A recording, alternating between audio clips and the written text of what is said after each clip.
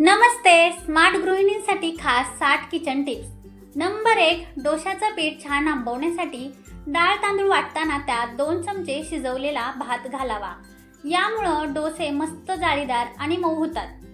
Number 2. बटाटे वडे बाहेरून छान कुरकुरीत होण्यासाठी बटाट्याच्या सारणामध्ये थोडं तांदळाचं पीठ मिक्स करावं. यामुळं वडे बाहेरून मस्त क्रिस्पी बनतात. नंबर 3. टोमॅटो जास्त दिवस ताजे राहण्यासाठी साठवताना नेहमी त्यांची देठाची बाजू खाली करून ठेवावी. यामुळं टोमॅटो लवकर खराब होत नाहीत. नंबर 4. किचन सिंकमधील दुर्गंधी आणि झुरळे घालवण्यासाठी रात्री काम संपल्यावर जाळीमध्ये 2 ते 3 डांबर गोळ्या ठेवाव्यात किंवा गरम पाण्यात बेकिंग सोडा टाकून ते पाणी पाईपमध्ये ओतावे. यामुळं पाईपमधील कीटक आणि वास दोन्ही नष्ट होतात. नंबर 5. पोहे एकदम मऊ आणि चवदार होण्यासाठी पोहे भिजवून झाल्यावर त्यांवर थोडं दूध शिंपडावं. यामुळं पोहे खूप छान फुलतात. नंबर 6. फ्रेंच फ्राईज छान कुरकुरीत बनवण्यासाठी बटाट्याचे काप 10 मिनिटं एकदम थंड पाण्यात ठेवून द्यावेत आणि मग तळावेत. नंबर 7. मेथीची भाजी अजिबात कडू लागू नये म्हणून ती चिरून झाल्यावर थोडं मीठ लावून 10 मिनिटं ठेवावी आणि नंतर स्वच्छ धुवून घ्यावी. यामुळं भाजीचा कडवटपणा निघून जातो. नंबर 8. वरण किंवा डाळ अगदी कमी वेळेत मऊ शिजवण्यासाठी शिजवताना कुकरमध्ये थोडं तेल, हळद आणि मीठ घालावं. नंबर 9. चहाला एक उत्तम सुगंध आणि चव यावी म्हणून चहा उकळताना त्यात एक वेलची ठेचून टाकावी. यामुळं चहा खूप छान लागतो. नंबर 10. कुरडया, पापड किंवा सांडगे यांसारखे वाळवणाचे पदार्थ तळताना तेल जास्त कडक तापू नये. मध्यम आचेवर तळल्यास पदार्थ पांढरे शुभ्र राहतात आणि दुप्पट फुलतात. नंबर 11. पनीर कडक होऊ नये आणि सॉफ्ट राहावे म्हणून स्वयंपाकात वापरण्यापूर्वी ते 5 मिनिटं कोमट पाण्यात ठेवून द्यावे. नंबर 12. काकडी जास्त दिवस ताजी राहण्यासाठी आणि सुकू नये म्हणून ती ॲल्युमिनियम फॉईलमध्ये व्यवस्थित गुंडाळून फ्रीजमध्ये ठेवावी. नंबर 13. चिवड्याला छान संतुलित चव येण्यासाठी फोडणी करताना त्यात थोडी पिठी साखर मिक्स करावी. नंबर 14. भाजीच्या ग्रेव्हीमध्ये काजू पेस्ट ऐवजी थोडेसे तीळ आणि सुके खोबरे भाजून त्याची पेस्ट घालावी. यामुळं ग्रेव्हीला छान दाटपणा आणि रिच टेस्ट येते. नंबर 15. कांदा भजी किंवा कोणतेही वडे जास्त कुरकुरीत करण्यासाठी बेसनाच्या पिठात 1 ते 2 चमचे तांदळाचं पीठ घालावे. तसेच पीठ भिजवताना त्यात 1 चमचा कडकडीत गरम तेलाचे मोहन घातल्यास भजी छान क्रिस्पी होतात. नंबर 16. पावभाजीला हॉटेलसारखी चव येण्यासाठी भाजी मॅश करताना त्यात थोडं लोणी आणि कसुरी मेथी घालावी. नंबर 17. थालीपीठ मऊ होण्यासाठी त्याचं पीठ भिजवताना पाण्याऐवजी थोडं ताजे दही वापरावे. नंबर 18. इडल्या एकदम सॉफ्ट आणि स्पंजी होण्यासाठी इडलीचं पीठ तयार करताना त्यात थोडं भिजवलेले पोहे एकत्र करून वाटावेत. नंबर 19. कढी उकळताना ती फाटू नये म्हणून गॅसवर ठेवल्यावर कढीला सतत चमच्याने हलवत राहावे. यामुळं कढी एकजीव राहते. नंबर 20. कडक झालेले सुके खोबरे कापण्यासाठी खोबऱ्याची वाटी 10 मिनिटं गरम पाण्यात ठेवावी किंवा फ्रीजरमध्ये ठेवावी. खोबरे मऊ झाल्यामुळे त्याचे तुकडे अगदी सहज करता येतात. नंबर 21. डाळींना रासायनिक पॉलिश आहे की नाही हे ओळखण्यासाठी डाळ हातावर घासून बघावी. हाताला पांढरी पावडर लागली तर डाळ अनपॉलिश्ड आहे आणि चकचकीत डाळी 4 ते 5 वेळा धुवूनच वापराव्यात. नंबर 22. भजी जास्त तेलकट होऊ नयेत म्हणून तेल पूर्ण गरम झाल्यावरच त्यात भजी सोडावीत. कमी गरम तेलात भजी तेल जास्त शोषून घेतात. नंबर 23. लाडू वळताना ते फुटू नयेत म्हणून मिश्रणात थोडं कोमट केलेलं साजूक तूप घालावं. यामुळे लाडू सहज बांधता येतात. नंबर 24. स्वयंपाकघर पुसण्याचे कपडे तेलकट आणि काळवंडलेले असल्यास ते गरम पाण्यात थोडा बेकिंग सोडा आणि लिंबाचा रस टाकून अर्धा तास भिजवून ठेवावेत. यामुळं सर्व तेलकटपणा निघून जातो. नंबर 25. वरणाला उत्तम चव येण्यासाठी कढईत फोडणी करताना जिरे आणि लसूण जास्त परतावा. यामुळं वरण एकदम खमंग होतं. नंबर 26. साखरेला मुंग्या लागू नयेत आणि ती ओलसर होऊ नये म्हणून साखरेच्या डब्यात 2 लवंगा ठेवाव्यात. नंबर 27 रस्सा भाजीची ग्रेव्ही घट्ट आणि चविष्ट करण्यासाठी थोडं बेसन पॅनमध्ये कोरडे भाजून घ्यावे आणि ते मसाल्यात मिसळावे. नंबर 28 मसाला डोशाची चव वाढवण्यासाठी बटाट्याच्या भाजीमध्ये थोडं बटर घालावे. यामुळे भाजी खूप टेस्टी लागते. नंबर 29 हिंगाचा तीव्र वास उडून जाऊ नये म्हणून हिंगाच्या डब्यामध्ये नेहमी एक छोटा सुका लवंगाचा तुकडा किंवा दालचिनीचा तुकडा ठेवावा. नंबर 30 गाजराचा हलवा अधिक चवदार बनवण्यासाठी हलवा करताना त्यात थोडा खवा मिक्स करावा. नंबर 31 कॅबिनेटच्या कप्प्यांमध्ये ऑइल किंवा मसाल्यांचे डबे ठेवण्यापूर्वी खाली वर्तमानपत्राऐवजी प्लास्टिक मॅट किंवा बटर पेपर वापरावा. तेल गळले तरी कपाट खराब होत नाही.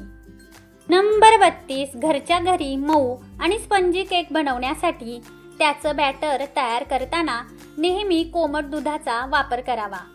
नंबर 33 चहाच्या कपाच्या आतील हट्टी डाग काढण्यासाठी कोरड्या कपात थोडा खाण्याचा सोडा टाकून ओल्या स्क्रबरने घासावे. यामुळे कप लगेच चमकतात. नंबर 34 भाजीची चव छान येण्यासाठी कढईत मसाला टाकल्यावर तो व्यवस्थित परतून घ्यावा. मसाला करपू देऊ नये, नाहीतर भाजीची चव बिघडते. नंबर 35 गरम मसाला आणि इतर मसाले तेलात व्यवस्थित परतून घेतल्यामुळे भाजीला छान चव आणि कोटिंग येते. नंबर 36 लोणचे जास्त दिवस टिकवण्यासाठी वरून थोडं तेल गरम करून ते पूर्ण थंड झाल्यावर ओतावे. यामुळं लोणचे खराब होत नाही. नंबर 37 तळलेली भजी किंवा वडे टिश्यू पेपरवर काढल्यास ते वाफेमुळे मऊ पडतात. त्याऐवजी ते पुरण वाटायच्या स्टीलच्या जाळीत ठेवावेत. यामुळे ते कुरकुरीत राहतात. नंबर 38 चकल्या मस्त खुसखुशीत होण्यासाठी पीठ मळताना त्यात गरम तेलाचे मोहन घालावे. नंबर 39 फ्रीजच्या रबरच्या पट्ट्यांमध्ये साचलेली काळी बुरशी साफ करण्यासाठी जुन्या टूथब्रशवर थोडं पांढरं टूथपेस्ट लावून घासावं. यामुळे रबर स्वच्छ होतं आणि ग्रिपिंगही घट्ट होते. नंबर 40 चपाती मऊ होण्यासाठी कणिक व्यवस्थित मळून घेणे गरजेचे आहे. कणिक चांगली भिजलेली असावी. नंबर 41 चपाती लाटताना खूप जास्त कोरडे पीठ लावू नये. जास्त कोरडे पीठ वापरल्यास चपाती भाजल्यानंतर कोरडी आणि कडक होते. नंबर 42 स्वयंपाकघरातील सिंक किंवा नळांवर पाण्याचे पांढरे क्षार साचले असल्यास त्यावर वॅक्स पेपर किंवा बटर पेपर घासावा. यामुळे नळ नव्यासारखे चमकतात. नंबर 43 कुकरमध्ये डाळ किंवा भात शिजवताना पाणी बाहेर येऊ नये म्हणून कुकरच्या आत एक छोटी स्टीलची वाटी उलटी ठेवावी. यामुळे फेस बाहेर येत नाही.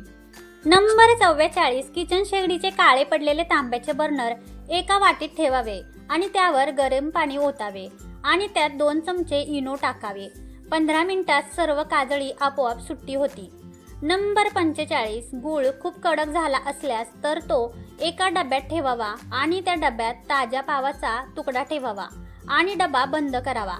6-7 तासात गूळ अगदी मऊ होतो. नंबर 46 तळलेले पापड कुरकुरीत राहण्यासाठी डब्यात तळाशी थोडं हिंग ठेवावे. यामुळे पापड ओलसर पडत नाहीत. नंबर 47 ओटा पुसताना किंवा लादी पुसताना पाण्यात फिनाईलऐवजी 4 ते 5 थेंब कडुलिंबाचे तेल किंवा कापूर विरघळून पुसावे. यामुळे माशा आणि बारीक किडे स्वयंपाकघरात येत नाहीत. नंबर 48 जर भाजी किंवा चटणीत तिखट जास्त झाले असेल तर त्यात थोडं सुके खोबरे किंवा भाजलेल्या शेंगदाण्याचा कूट घालावा. यामुळं तिखटपणा संतुलित होतो. नंबर 49 दही आंबट होऊ नये म्हणून दह्याच्या भांड्यात छोटासा नारळाचा तुकडा ठेवावा. यामुळं दही जास्त वेळ फ्रेश राहतं. नंबर 50 कोबीची भाजी उकडताना किंवा शिजवताना कढईत पावाचा एक छोटा तुकडा टाकावा. तो कोबीचा तीव्र वास शोषून घेतो. नंबर 51 कढईत दूध किंवा भाजी करपली असल्यास त्यात थोडं पाणी आणि 2 चमचे कपडे धुवायची पावडर टाकून ते पाणी उकळवावे. यामुळं करपलेला भाग लगेच सुट्टा होतो. नंबर 42 बिस्किटे कुरकुरीत राहण्यासाठी डब्यात खाली टिश्यू पेपर ठेवावा. यामुळं ओलावा येत नाही.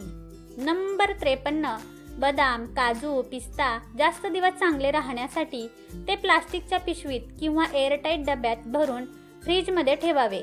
यामुळे त्यांना कुबट वास येत नाही. नंबर 54 शिळी पोळी पुन्हा मऊ करण्यासाठी पोळीवर थोडं पाणी शिंपडून तव्यावर गरम करावी. नंबर 55 सुक्या खोबऱ्याच्या वाट्यांवर थोडं मोहरीचं तेल चोळून ठेवावे. यामुळं पावसाळ्यातही खोबऱ्याला बुरशी लागत नाही. नंबर 56 मिक्सर जारचा वास जाऊन जार स्वच्छ होण्यासाठी त्यात लिंबाची साल आणि कोमट पाणी फिरवावे. यामुळं जार एकदम स्वच्छ होतो. नंबर 57 मूग, मटकी, चणे यासारख्या कडधान्यांच्या डब्यात 4 ते 5 सुक्या लाल मिरच्या टाकून ठेवाव्यात. यामुळं कडधान्यांना वर्षभर कीड लागत नाही. नंबर 58 बिर्याणीचा भात मोकळा आणि सुटसुटीत होण्यासाठी भात शिजताना पाण्यात अर्धा चमचा लिंबाचा रस घालावा. नंबर 49 मटकी किंवा मूग उसळ करताना फोडणीत थोडी कसुरी मेथी हातावर चोळून घालावी. यामुळं उसळीला छान सुगंध आणि चव येते. नंबर 60 कांदा पटकन सोनेरी होण्यासाठी परतताना त्यात चिमूटभर साखर घालावी. यामुळं रंग छान येतो आणि चवही वाढते. हा व्हिडिओ शेवटपर्यंत पाहिल्याबद्दल मनापासून आभार.